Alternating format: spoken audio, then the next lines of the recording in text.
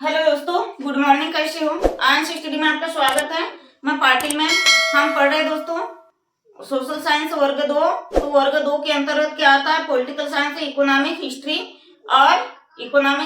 और क्या आता है? पॉलिटिकल, ठीक है, और ज्योग्राफी। तो अपन पॉलिटिकल साइंस में अपन क्या पढ़ेंगे दोस्तों? आज संविधान, कॉन्स्टिट्यूशन, ठीक है। आज अपन पढ़ेंगे दोस्तों संविधान। तो संविधान को पहले जानेंगे कि संविधान क्या है, कैसे बना, कैसे तैयार हुआ, और संविधान के द्वारा हमें क्या क्या नियम कानून, क्या क्या विधि विधान सीखने को मिले, ठीक है। तो संविधान हमारे देश का कैसा कानून है? संविधान देखिए दोस्तों, संविधान हमारे देश का प्राथमिक कानून है। संविधान में सभी नियम कानून लागू होते हैं और संविधान के ही द्वारा एक निश्चित राज्य का, एक स्थायी राज्य का निर्माण होता है। संविधान के बिना हमारे पूरे कार्य निरर्थक है, मतलब हम सार्थक नहीं हो पाएंगे किसी भी कार्य करने को। ना ही हमें कोई प्रावधान लागू होगा, ना कोई विधि कानून का प्रावधान रहेगा। हम कैसे रहेंगे? बिल्कुल निरर्थक के जैसे, मतलब कोई कार्य ही नहीं कर पाएंगे स्वतंत्र रूप से, और ना हमें किसी आदेश का मानना पड़ेगा, ना किसी कानून का, ठीक है। तो संविधान क्या है? हमारे देश का एक प्राथमिक कानून है, लिखेंगे, ठीक है। संविधान के बारे में अपन समझ रहे दोस्तों। आज संविधान पढ़ेंगे, उसके बाद में कैबिनेट मिशन योजना। सबसे पहले शुरुआत अपन संविधान से करेंगे, ठीक है। तो आइए अपन लिखते हैं संविधान। पेन चेंज कर लेते हैं, पेन नहीं चल रही है। तो संविधान हमारे देश का कैसा कानून है दोस्तों? प्राथमिक कानून है। संविधान हमारे देश का प्राथमिक संविधान हमारे देश का प्राथमिक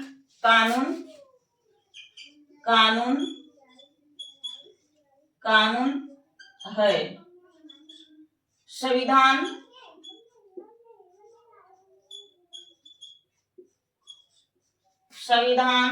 के द्वारा ही एक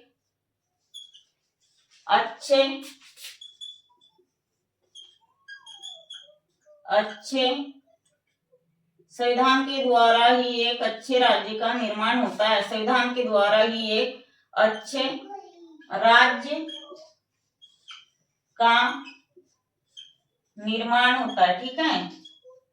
संविधान के बिना राज्य का निर्माण हो सकता है क्या? नहीं होगा। ना ही हम स्वतंत्र रहेंगे, और ना ही हमारे ऊपर किसी की पाबंदी रहेगी, और ना ही हमें कोई अधिकार मिलेंगे, ठीक है। अच्छे राज्य का निर्माण होता है। एक लाइन लिखेंगे, संविधान बनने में कुल संविधान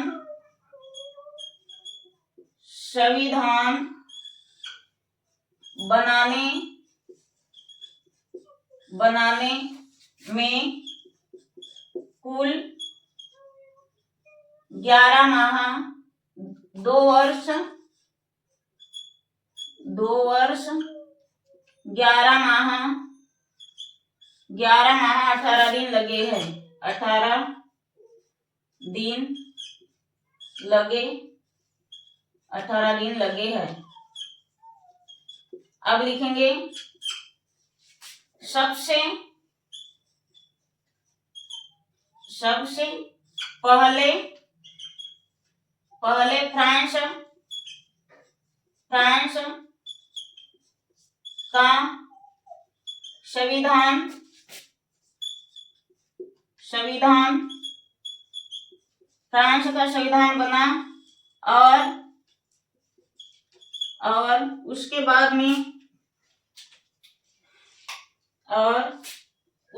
में पेन नहीं चल रही है ढंग से, और उसके बाद में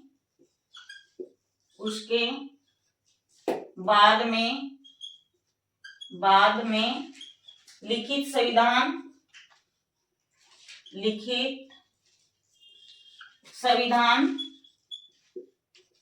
संविधान कहाँ का बना? लिखित संविधान बना यूएसए का, ठीक है। यूएस यानी अमेरिका का, ठीक है। अमेरिका का अमेरिका का संविधान बना, अमेरिका का संविधान बना। तीसरी लाइन में लिखेंगे दोस्तों विश्व का लिखेंगे, ठीक है, विश्व का सबसे बड़ा और लिखित संविधान कहाँ का है, तो भारत का। सबसे बड़ा और लिखित संविधान भारत का है। याद रखिए, विश्व का सबसे बड़ा और लिखित संविधान कहाँ का है, भारत का। एक लाइन लिख देते हैं, दिखेगा नहीं, पहले देख लेते हैं। एक लाइन आ जाएगी। विश्व का सबसे बड़ा लिखित संविधान दोस्तों भारत का है। और नेपाल का संविधान कब बना था, नेपाल का संविधान कब बना था दोस्तों, नेपाल का संविधान बना था तो 20 सितंबर, ध्यान रखिए 20 सितंबर 2015 में नेपाल का संविधान बना था, ठीक है, 2015 में, ठीक है, 15 में बना था 20 सितंबर 2015 में। तो हम पढ़ रहे दोस्तों संविधान के अंतर्गत अपन क्या पढ़ रहे हैं, तो संविधान हमारे देश का प्राथमिक कानून है। कैसा कानून है दोस्तों, थोड़ा पेन नहीं चल रही है, देखिए संविधान हमारे देश का प्राथमिक कानून है। क्या है संविधान हमारे देश का कैसा कानून है, प्राथमिक कानून है। संविधान के द्वारा ही एक अच्छे राज्य का निर्माण होता है, ठीक है। अच्छे राज्य का क्या होता है, निर्माण। संविधान बनाने में कुल कितने वर्ष लगे, 2 वर्ष 11 माह और 18 दिन। इतने में हमारे देश का संविधान बनके कंप्लीट हो गया था, ठीक है, 2 वर्ष 11 माह और 18 दिन में। और सबसे पहले कहाँ का संविधान, फ्रांस का संविधान। और उसके बाद में लिखित संविधान कहाँ का, यूएसए अमेरिका का लिखित संविधान दूसरे नंबर पे यूएसए अमेरिका का संविधान बनकर तैयार हुआ था। लेकिन सबसे पहले विश्व का सबसे बड़ा और लिखित संविधान कहाँ का है, तो भारत का। यह लाइन याद रखिएगा, विश्व का सबसे बड़ा और लिखित संविधान कहाँ का है, लिखित संविधान, तो भारत का। अक्सर एग्जाम में आता है एक लाइन में, ठीक है, 1 नंबर का आता है एग्जाम में। और नेपाल का संविधान कब बन के तैयार हुआ था दोस्तों, 20 सितंबर 2015 में, ठीक है, ये भी लाइन याद रखिएगा। तो अपन पढ़ रहे हैं संविधान निर्माण प्रक्रिया कैसे चालू हुई, हमने समझा दी है। तो संविधान कैसा कानून हमारे देश का प्राथमिक कानून है। संविधान के बिना हमें कोई अधिकार लागू नहीं होंगे, ठीक है। हमें जो भी कार्य करना पड़ता है संविधान और राज्य के दायरे में ही रहकर करना पड़ता है। संविधान और राज्य के दायरे के बाहर नहीं जा सकते, ठीक है। संविधान के द्वारा हमें स्वतंत्रता मिली है, ठीक है, हमें स्वतंत्र जीने का अधिकार मिला है। हमें संविधान के ही नियम कानून कायदे के द्वारा ही हमें शिक्षा प्राप्त करने का अधिकार मिला है। संविधान यदि नहीं रहता तो ना ही कोई संविधान संशोधन होता, ना ही हमें कोई आर्टिकल लागू होते, ठीक है। आगे इतना समझ में, तो संविधान हमारे देश का प्राथमिक कानून है। संविधान के बिना हमारे कोई भी कार्य नहीं हो सकते। और संविधान को हम क्या लिखते हैं, सम प्लस विधान, मतलब जो भी हमें विधि कानून लागू होते हैं, मनुष्य को, जनता को जो भी हमें विधि कानून लागू होते हैं संविधान के द्वारा होते। संविधान का शाब्दिक रूप क्या है, सम प्लस विधान यानी संविधान, ठीक है। आगे इतना समझ में स्क्रीनशॉट करके रखिए, नोट्स बनाते चलिए। अपन वर्ग 2 की यूट्यूब पर ही पूरी फ्री क्लास देंगे, यूट्यूब के ही द्वारा अपन थ्योरिकल एमसीक्यू पढ़ाएंगे, ठीक है, सब कुछ फ्री पढ़ाएंगे आपको। स्क्रीनशॉट करिए, बस हमारे चैनल को लाइक करिए दोस्तों, शेयर करिए और सब्सक्राइब करिए। बहुत अच्छी क्लास दे रहे हैं आपको, थ्योरिकल बार बार समझा रहे हैं, ठीक है, ऐसा समझा रहे हैं कि ताकि संविधान आपको दोबारा याद करने की जरूरत ना हो। इतना स्क्रीनशॉट कर लीजिए, हो गया। चैनल को लाइक सब्सक्राइब करिए दोस्तों, ठीक है। जितने भी लोग मेरे क्लास को देख रहे हो, जितने भी भाई बहन मेरी क्लास को देख रहे हैं दोस्तों, प्लीज ध्यान से सब्सक्राइब करिए। और ज्यादा नहीं तो ये क्या 2 ही भाई बहन है फ्रेंड सर्कल में, मेरा वीडियो शेयर करिए, ताकि आप जैसे मेरे चैनल से बने हो, आप जैसे मेरी क्लास देख रहे हो, वैसे और भी 2-4 भाई बहन जुड़ जाए, ठीक है। आपकी जनसंख्या ज्यादा बढ़नी चाहिए, ठीक है, ज्यादा लोग जुड़ नहीं रहे हो। अब पढ़ेंगे दोस्तों संविधान के प्रमुख तत्व। क्या पढ़ेंगे, क्या पढ़ेंगे? संविधान के प्रमुख तत्व, संविधान के प्रमुख तत्व संविधान के प्रमुख तत्व। तो पहला क्या है? भूभाग। ये सब आपने पहले पढ़ लिए होंगे पॉलिटिकल साइंस में, रीजन हो जाएगा आपका भूभाग। दूसरा है जनसंख्या,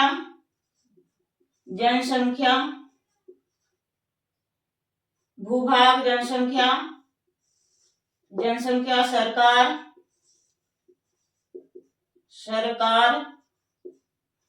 सरकार और चौथा है संप्रभुता।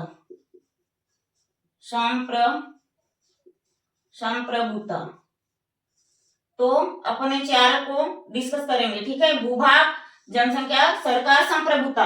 तो दोस्तों पॉलिटिकल साइंस में गार्नर ने प्रोफेसर गार्नर, कौन सा गार्नर? तो प्रोफेसर गार्नर ने चार तत्व बताए हैं। किसके? राज्य के चार तत्व बताए हैं। क्या क्या राज्य के चार तत्व बताए हैं? तो निश्चित भूभाग, जनसंख्या, सरकार, संप्रभुता, ये चार तत्व किसने बताए हैं? तो प्रोफेसर गार्नर ने। ये पॉलिटिकल साइंस में हमेशा एक नंबर में आता है। जनसंख्या के मतलब राज्य के चार तत्व किसने बताए हैं? तो प्रोफेसर गार्नर। क्या क्या बताए हैं? भूभाग, जनसंख्या, सरकार, संप्रभुता। तो अपन भूभाग को समझेंगे। भूभाग क्या होता है? भूभाग क्या होता है दोस्तों? भूभाग क्या होता है? हम जहाँ रह रहे हैं ये निश्चित एक जमीन है, एक भूभाग है। हम रह रहे हैं, हमारा जीवन यापन कर रहे हैं, हम कृषि कर रहे हैं, कृषि क्षेत्र हम खनिज संसाधन उगा रहे हैं, ये एक निश्चित भूभाग ही है। हम अभी खड़े रहे निश्चित भूभाग पे ही खड़े रहे, भूखंड पे खड़े, जमीन पे खड़े हैं। तो प्रोफेसर गार्नर ने पॉलिटिकल साइंस के अंतर्गत निश्चित भूभाग बताया है, चार तत्व समझा के, ठीक है? तो अभी लिखेंगे, क्या लिखेंगे? मानव का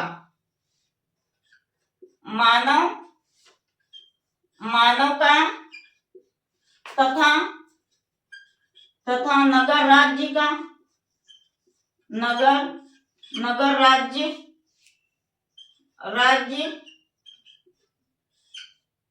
की रहने की व्यवस्था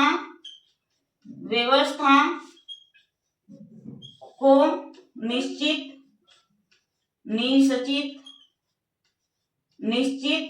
भूभाग कहते हैं। निश्चित भूभाग कहलाता है, यह कहते हैं, ठीक है? कहलाता है। अब नेक्स्ट लाइन से लिखेंगे। इसमें हम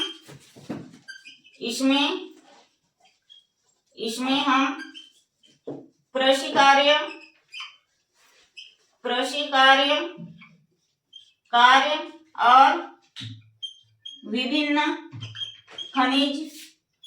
और विभिन्न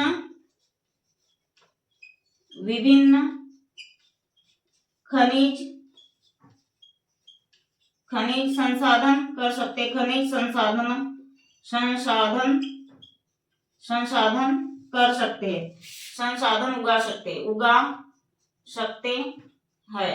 इतना लिख लीजिए, नोट्स बनाइए दोस्तों, प्रॉपर नोट्स बनाइए, ठीक है? अपन पूरा थ्योरेटिकल पढ़ाएंगे, यूट्यूब पे एमसीक्यू भी देंगे आपको।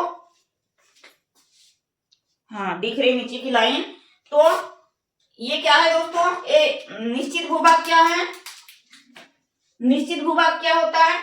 मानव तथा नगर राज्य की बसने की व्यवस्था, स्थायी बसने की, कैसी बसने की? स्थायी बसने की। मानव तथा किसकी? नगर राज्य की बसने की व्यवस्था या रहने की व्यवस्था को निश्चित भूभाग कहते हैं। और हम भूभाग में क्या कर सकते हैं? कृषि कार्य, विभिन्न प्रकार के खनिज संसाधनों का प्रयोग कर सकते हैं, ठीक है? तो भूभाग समझ में आ गया, इतना स्क्रीनशॉट कर लीजिए दोस्तों जल्दी से।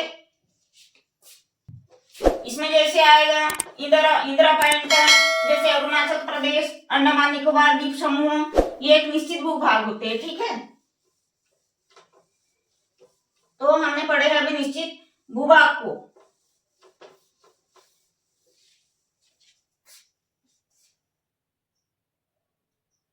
निश्चित भूभाग में क्या आएगा, जगह कम थी इसलिए नहीं लिखे।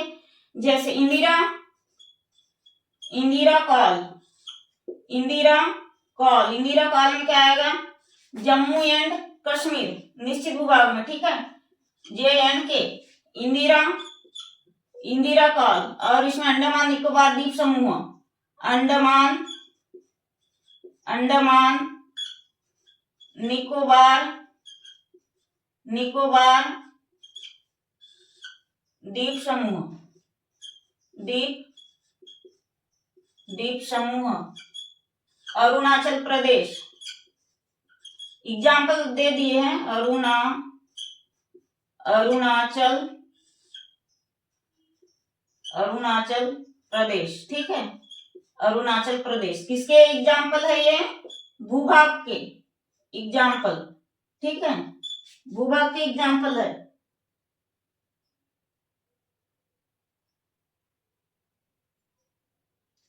हो गया। अब पढ़ेंगे अपन, क्या पढ़ेंगे, भूभाग हो गया, अब जनसंख्या पढ़ेंगे। जनसंख्या भी थोड़ा वैसी है, जनसंख्या, जनसंख्या सेकेंड तत्व है राज्य का जनसंख्या, ठीक है। अब अपन पढ़ेंगे जनसंख्या। तो जनसंख्या क्या है, किसी, जनसंख्या क्या है, किसी राज्य, राज्य निर्माण, निर्माण करने, किसी राज्य, या लिख लेंगे किसी राज्य के, ठीक है, किसी राज्य के निर्माण करने वाले व्यक्तियों को, व्यक्तियों को क्या कहेंगे, व्यक्तियों को निश्चित, निश्चित, निश्चित जनसंख्या, निश्चित जनसंख्या कहेंगे, जनसंख्या, निश्चित जनसंख्या कहेंगे, ठीक है, कहेंगे। यह राज्य, राज्य में निवास करते, यह राज्य में निवास, यह राज्य में निवास, निवास करते हैं, ठीक है, करते हैं।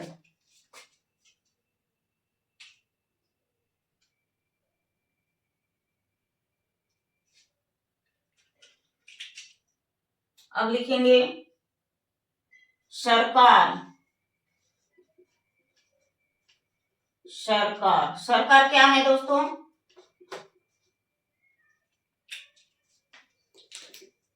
तो सरकार क्या है, किसी राज्य के निर्माण, निर्माण, किसी राज्य के निर्माण कार्य के लिए, कार्य के लिए, के लिए और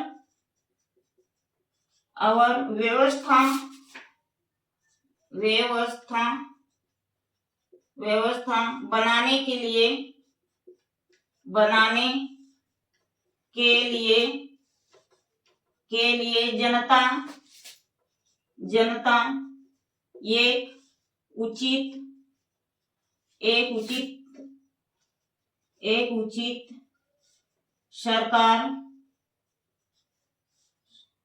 एक उचित सरकार,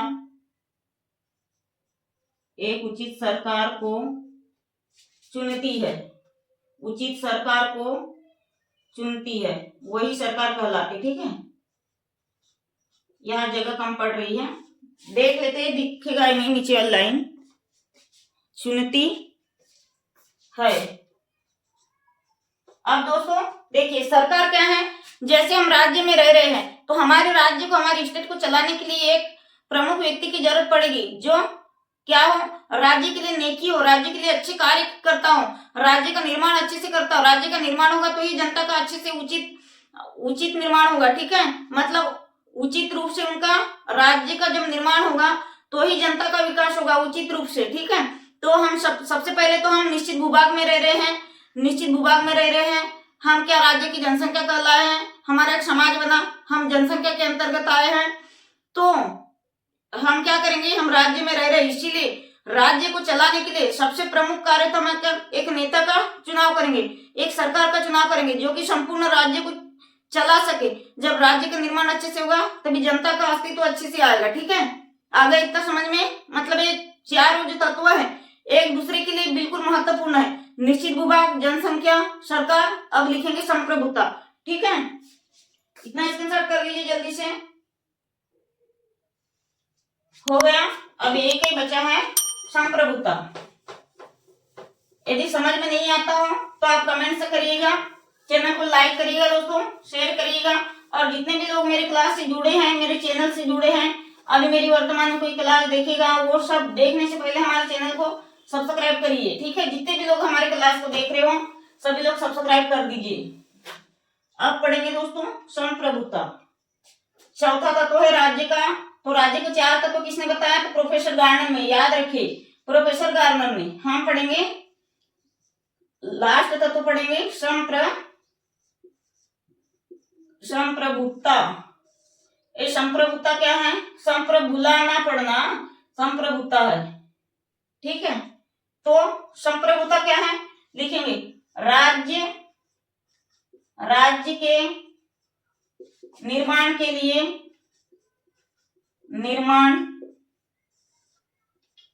लिए तथा राज्य को न्यायिक रूप से कार्यों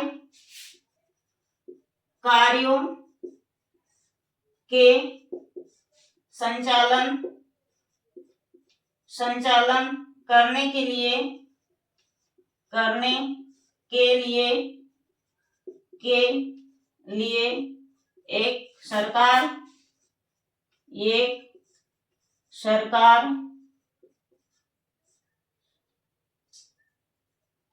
एक सरकार होता है जिसके पास राज्य की सर्वोच्च सत्ता होती है, सर्वोच्च सत्ता होती है, और शक्तिशाली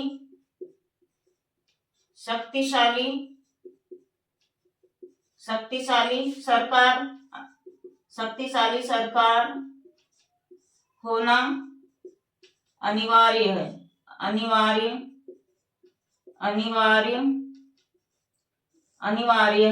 ये क्या कह रहा है दोस्तों, संप्रभुता यानी राज्य को चलाने के लिए संपूर्ण सर्वोच्च शक्ति किसके पास होना चाहिए, सरकार के पास होना चाहिए। संप्रभुता यानी क्या होता है, शाब्दिक संपूर्ण सत्ता राज्य के पास होना चाहिए। राज्य के पास बोले तो सरकार के पास।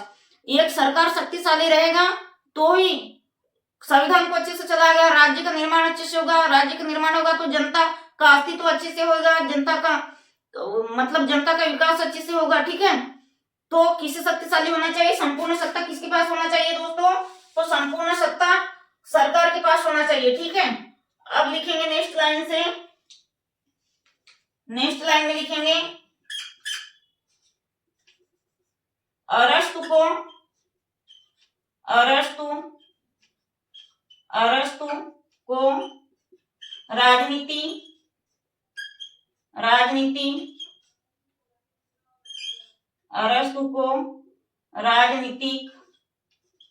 राजनीतिक विज्ञान का पिता या जनक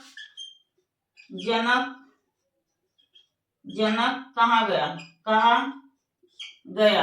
अब इसकी बुक क्या थी दोस्तों? बुक क्या थी? बुक थी। अरस्तु की बुक क्या थी? तो बुक थी द पॉलिटिकल। ठीक है, अरस्तु की बुक क्या थी? The political. The political. अब लिखेंगे आधुनिक आधुनिक आधुनिक राष्ट्र आधुनिक राजनीति राजनीतिक आधुनिक राजनीति का जनक मैकियावेली को कहा गया। आधुनिक राजनीति का आधुनिक राजनीति का जनक किसे कहा गया? मैकियावेली को। ठीक है, तो मैकियावेली को कहा गया। मैकियावेली को कहा गया। मैकियावेली को कहा गया। और इसकी बुक थी गया। और बुक क्या थी मैकियावेली की? याद रखिए, बुक थी द प्रिंस। The Prince. ठीक है, मैकियावेली की प्रमुख इंपॉर्टेंट बुक क्या थी? तो द प्रिंस। चेक कर लेते, थोड़ा दिखेगा नहीं। हाँ, मैकियावेली की बुक थी दोस्तों द प्रिंस। और लोकतंत्र का जनक किसे कहा गया? लोकतंत्र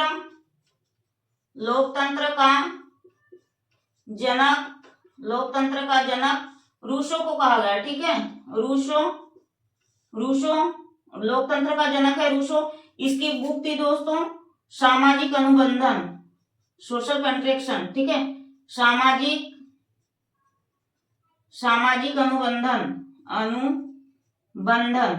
अनुबंधन। ठीक है, हो गया। आज के लिए इतना ही दोस्तों।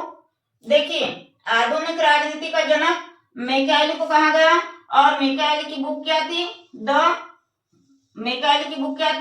The Prince. और अरस्तु को राजनीतिक विज्ञान का पिता कहा गया। और अरस्तु की बुक क्या थी? तो द पॉलिटिकल साइंस थी। ठीक है, अरस्तु की बुक क्या थी दोस्तों? The political science. और लोकतंत्र का जनक किसे कहा गया? रूसो को। याद रखिएगा। ठीक है, लोकतंत्र का जनक रूसो को कहा गया। रूसो की प्रमुख बुक क्या थी? सामाजिक अनुबंधन। ठीक है, सामाजिक अनुबंधन। अरस्तु को राजनीतिक विज्ञान का पिता कहा गया। और राज्य के निर्माण के लिए, राज्य की न्यायिक शक्ति संचालन करने के लिए सरकार को शक्तिशाली होना चाहिए। सर्वोच्च शक्तिशाली किसके हाथ में है? सर्वोच्च सत्ता तो किसके पास होना चाहिए? सर्वोच्च शक्ति तो सरकार के पास। ठीक है, तो दोस्तों इतना स्क्रीनशॉट कर लीजिए। अब आज के लिए इतना ही। चैनल को सब्सक्राइब करिएगा, लाइक करिएगा, शेयर करिएगा। ठीक है, अब आज के लिए इतना है दोस्तों। जय हिंद, धन्यवाद।